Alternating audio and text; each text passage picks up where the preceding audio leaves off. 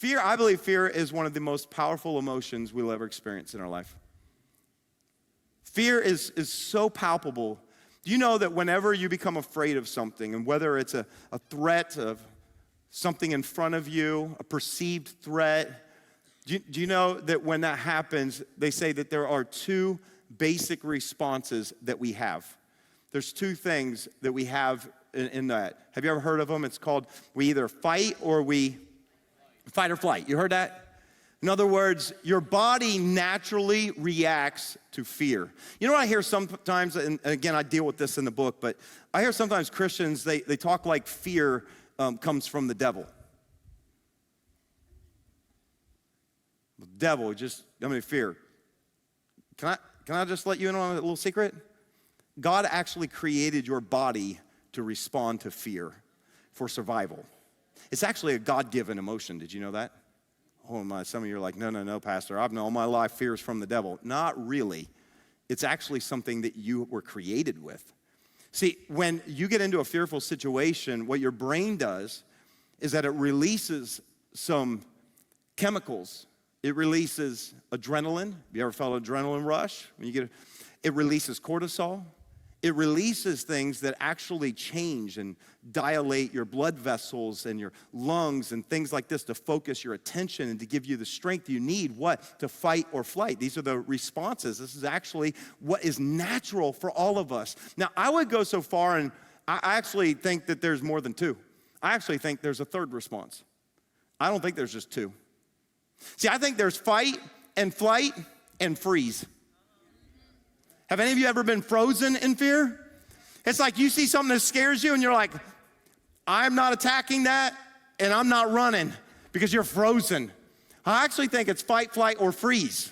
And I think that's maybe a picture for a lot of us of our spiritual journey.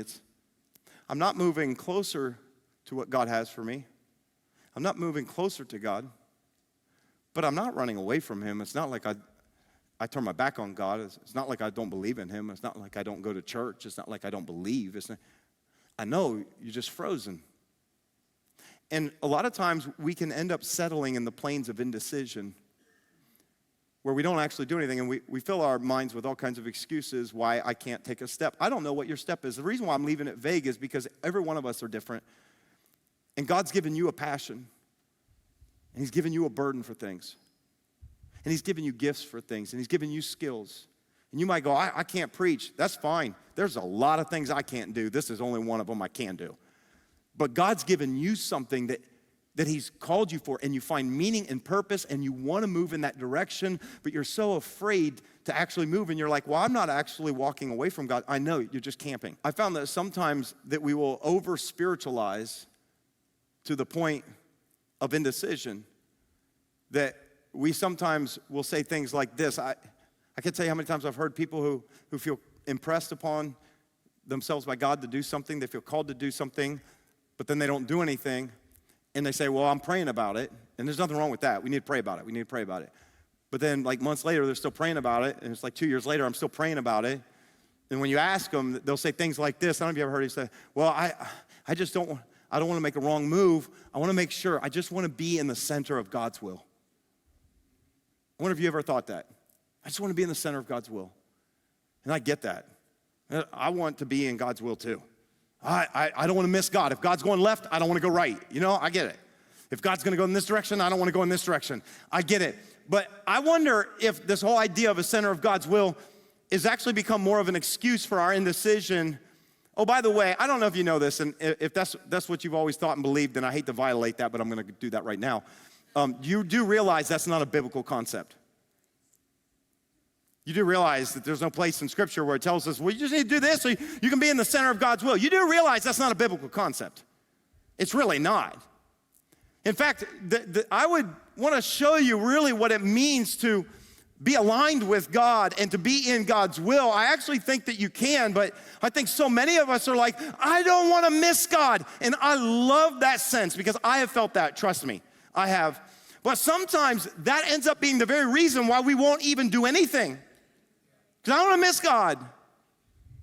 In fact, if I could give you a different perspective, maybe you could receive what God spoke over Joshua. You know Joshua, the guy who came behind Moses when it was time to go into the promised land and take it?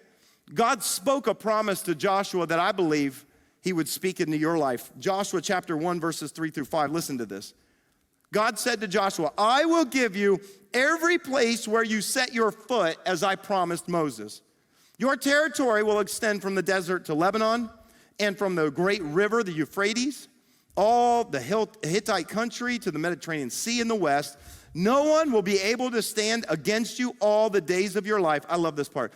As I was with Moses, so I will be with you. I will never leave you nor forsake you. What did God say to Joshua? He didn't say, Joshua, when you go into the promised land, you better make sure you go here, you go here, you go. No. Here's what he told him. Wherever you go, I have given it to you already. As I was with Moses, so I am with you. I'm with you, Joshua. I'm not in some place. Oh, okay, so if I get to the right destination, if I make the right turns, and I land in the right career, I land in the right thing, then I will find God. No. Here's what God said. God said, I'm with you already. Every place you set your foot, I have given it to you, Joshua. What if we didn't see it as a bullseye to hit like the center of God's will? But what if we saw it like, if I will just make Jesus the center of my life, then every step I take, here's what I can know. I can be in God's will. I can be in God's will. I don't know. Should I be a nurse or should I be a teacher? Should I be a firefighter? Should I be a doctor? I think sometimes God's going, I don't care. I can use you at the hospital. I can use you at the firehouse. I can use you at the school. I can use you at the office. I'll use you wherever. I don't care. Now we can't distort this to say, well, then I can do whatever I want and I'm in God's will, because the one thing you can't do is walk in disobedience to his ways. You walk in his ways, you can be in his will, but you can walk with a confidence. God's with me. As God is inspiring you about your future, as you're in college and you're thinking, okay, what am I to be doing? Listen, I'm not just going into that career field. I'm going there with a purpose, and God's going to use me somehow there. God created me, and he's given me gifts, and I'm going to use them somehow to advance his kingdom, okay? This is the way you're thinking. I've got a dream. Here's what I would tell you. Be very careful who you tell your dream to. Don't just tell it to anybody. Don't go around saying, well, I'm going to start a nonprofit, and one day we're going to give away millions of dollars, and we're going to go in, we're going to change the country, and we're going to put wells everywhere. Don't be careful. Don't just tell anybody your dream. Make sure you tell somebody who has a faith framework. Because listen, if you tell someone your bold, audacious, crazy dream, you know what they might say to you? That's insane. That's ridiculous. You need to get your head out of the clouds, go to work like a normal person. But God didn't make you to be normal. God didn't make you to be ordinary. God didn't call you just to go to work like everybody else. God created you for a greater purpose, and so be careful. Don't just tell anybody and everybody what God's put in your heart. Because you need to tell somebody with faith who can look back at you and say, if God is stirring you to do it, go after it. Go after it. See, sometimes if I got to explain faith to somebody, I don't really know how to do it. You know, it's like trying to explain love. It's like, it's like this thing. It's like, you know when you have it, but but I don't know how to get it. But it's like, I think sometimes explaining faith feels like that. Sometimes the best way to know what faith is to see it in action. I think sometimes the best way to know what something is to know what it isn't. What it isn't. Can I just tell you 3 things real quick? You can write these down. 3 things that faith isn't. Because I've found, depending on how you grew up, what kind of environment you were in, you may have picked up some ideas about faith along the journey that I don't think are very accurate. I don't mean to offend, but when I see this, it doesn't align with what I see in Scripture. 3 things. The first one is this. Faith isn't a force. It's not some force. Now, there are some of you here today that your favorite day of the entire year is not Mother's Day, but it was Wednesday. Do y'all know what day that was? May the 4th be with you. There are some crazy adults that Like they get out their lightsabers and they're out swinging them around on May 4th. They're out there trying their Jedi mind tricks. Someone's I'm trying to pick up my stapler at work. I'm just,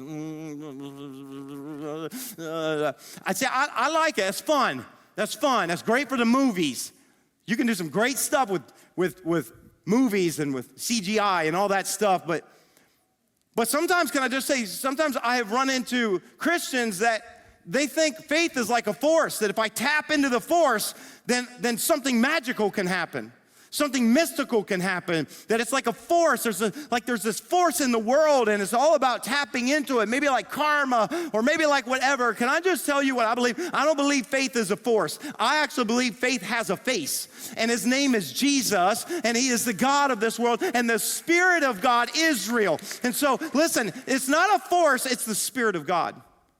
And the reason why some people think, well, I just like almost like a Jedi, like I don't know how to tap into the force, is because it's not a thing, it's a person. And the reason why some of us don't know how to operate in faith is because we don't actually have a relationship with God. You have to have a relationship with a God to experience the Spirit of God moving inside of you and stirring you. And so if you go, if it's a force, I would tell you, no, it's a person. It starts with a person.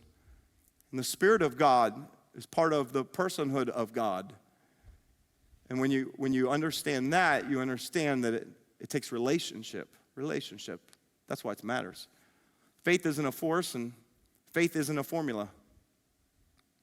I need some of you to hear this, because I think sometimes we get so discouraged because we prayed something and nothing happened, but somebody else had a testimony of what God did in their life.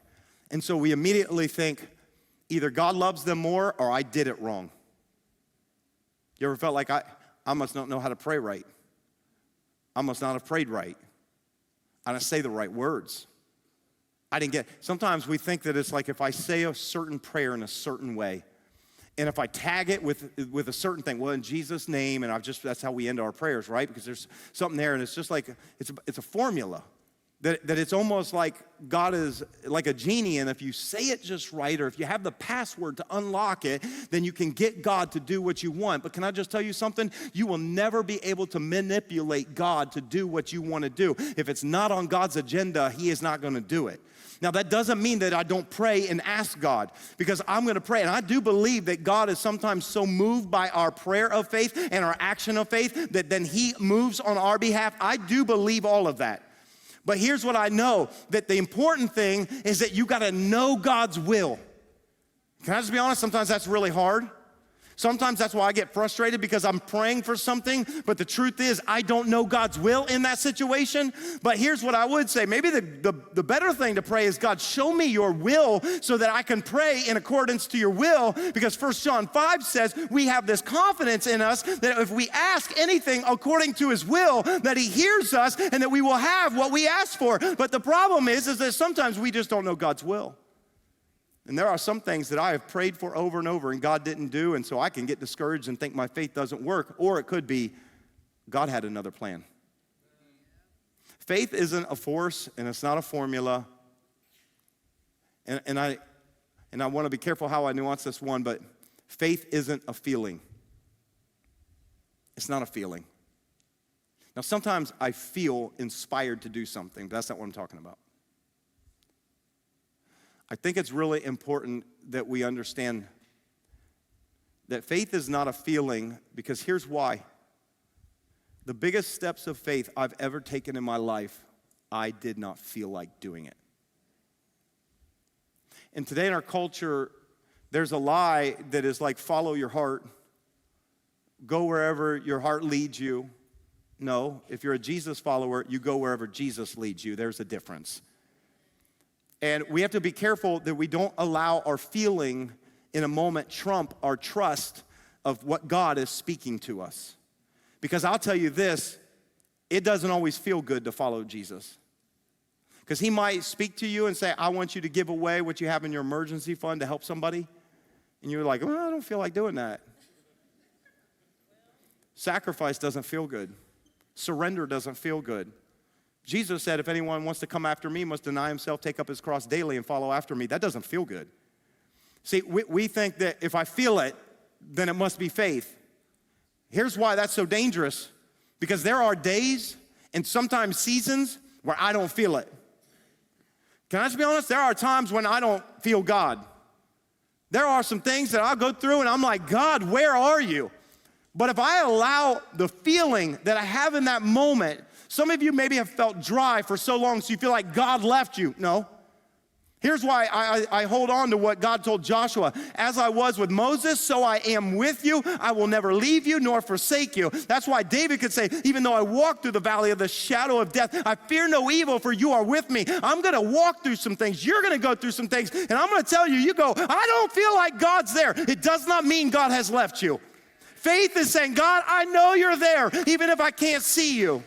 I know you're here even if I don't know what you're doing, even if you haven't answered this prayer. See, faith is more than this. Can I just tell you? Faith is more than all of those things. It's not a formula. It's not a force. It's not just a feeling. But here's what I think faith really is. I think faith is the boldness to act in the face of fear. I think faith is the thing when you have a courage inside of you, when you say, I don't know how this is going to turn out, but perhaps the Lord will move on our behalf. See, I think faith is moving on a perhaps. We want certainty. God, I will go if you make it so clear. You know what I found? Most of the time, God won't do that. No. If you want me to quit my job and go over and do this thing instead, God, and you just make it so clear. And God's like, I know, I already put that inside of you. That's why you have that desire. See, most of us, we need a for sure before we'll move. Why did Saul stay camped under the pomegranate tree? If we go fight them, we might lose. We might lose. I love the faith of Jonathan, the boldness. Perhaps. That's scary because perhaps the Lord will act on our behalf. Perhaps the Lord won't. Perhaps I take a step and I give, but I don't know if we'll have enough. Perhaps God will act on our behalf. Perhaps God will provide. What if he doesn't? This is the space of faith, by the way. It's not just a belief system. It's feeling motivated, it's feeling inspired, it's feeling the presence of God, the Spirit of God speaking to your soul, saying, I created you for this. I want you to take a step. And most of us are saying, God, when I know I step on solid ground, then I'll step. And God said, that's not faith. We sometimes will take a little step as long as the odds aren't too bad. But when the odds get worse, that's when we're like, you know, when you had a 3,000 person army and then it just became 600, and you don't have weapons? Or like Gideon when you had 32,000 person army and God reduces it down to 300? You see, we need it for sure. And on paper, can I just tell you, for us to build this, it was just stupid. And that's why I say a lot of times, because I say this is important, that the line between faith and stupidity is really blurry. And you need to know that, because whatever dream that God puts inside your heart, it might look stupid to someone else. It might be ridiculous for you to say, well, I hope one day that I can give away my entire salary. I hope one day that I'm going to be able to travel to this country and I'm going to be able to be a missionary there. One day, I hope. It's going to sound stupid to people, but maybe not to God. And my question to you, this is my hope through this series, through what we're doing right now in this season. My question to all of us is this: what is God stirring in your heart? If he hasn't stirred something in your heart yet, I'm going to pray today that God stirs something in you. What's he bringing alive inside of you? He's made you for more than just a paycheck. He created you for more than that. He wants you to change your world. If you change your world and I change my world and we do it together, guess what? God's going to change the world. He's going to do it through his church. What's he stirring in your heart?